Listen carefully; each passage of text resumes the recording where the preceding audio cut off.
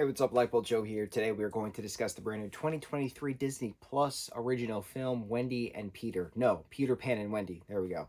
So this is based on the original book, which in turn is based off of the original play, and it's also based on the 1953 Walt Disney picture animated feature film, Peter Pan. So 53, 52, one of those years. I love the Peter Pan ride in Disneyland, love the Peter Pan ride in Disney World. It's pretty much the same thing.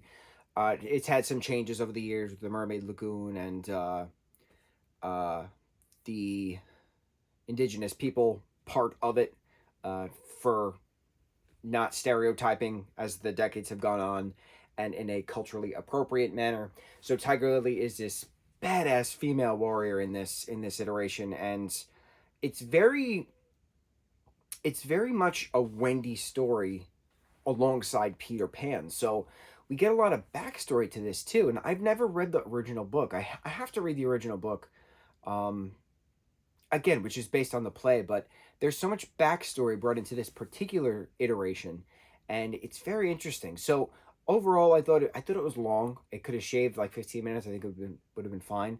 I love how there was a lot of representation matters casting within this particular project as well, and it made sense. There were no mermaids in this. There was no mermaid lagoon in this, and it's fine because it didn't really need to be there. It was Crocodile had his one singular scene, totally fine. We get a whole backstory of how Peter Pan and James, Captain Hook, were best friends in Neverland, and James missed his mom, and then Peter Pan banished him, and then he left and he found Smee and the rest of the pirates, who then raised him, and then he brought them back to Neverland, and then that's what the continuous feud between Peter Pan and Captain James Hook was for. So we get an explanation of that, and I don't know if that was in the book, and I don't know if that was in the actual play. So I'm very curious. I want to know.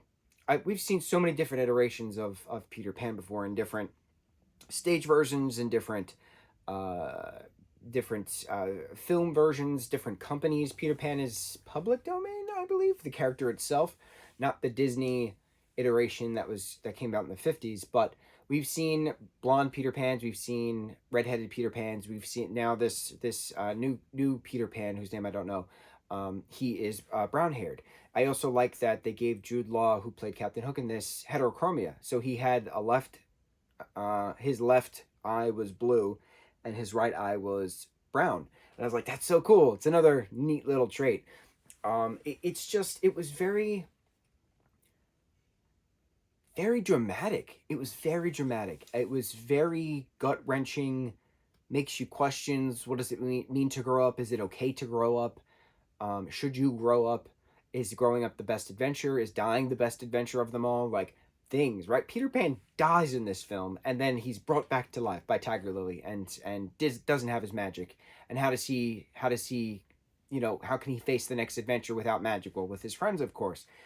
Things, right? It was very well done. I'm very impressed with how dark the story was. I did not expect so much darkness within a Disney film, which is based on the 50s film and the book.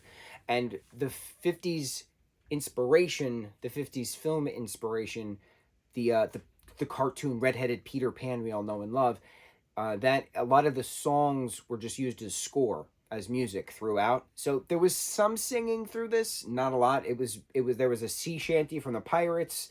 The lullaby that their mom sings to them carries through the entirety of the film. It's really it. We get two pirate songs, but it's not a choreographed stage kind of like dance number. It's not a musical. It's just a sea shanty and a sea shanty, in regards to sending Wendy to her death over the plank. A lot of death in this. Very, very well done. I'm very impressed. I'm very impressed at how dark it was. I didn't expect it. And Yara Yoshida, she was fantastic as Tinkerbell. Absolutely fantastic as Tinkerbell. And I like that they didn't have the romantic Peter Pan Tinkerbell, well, Tinkerbell's in love with Peter thing through this.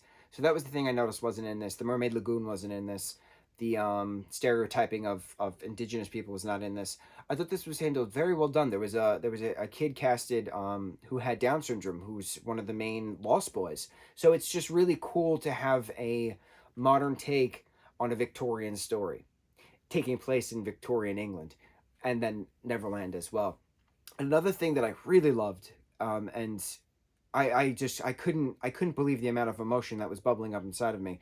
At the very end, when Peter Pan and Wendy are sitting on her roof, looking at the ship as it's floating attached to the chimney before it then breaks away and Peter goes off, and they have the true heart to heart. He's crying to her, she's crying to him, having that growing up conversation. Is it okay to grow up? Do I want to grow up? Things like that. She wants to grow up. He still does not want to grow up. The Lost Boys stay with them.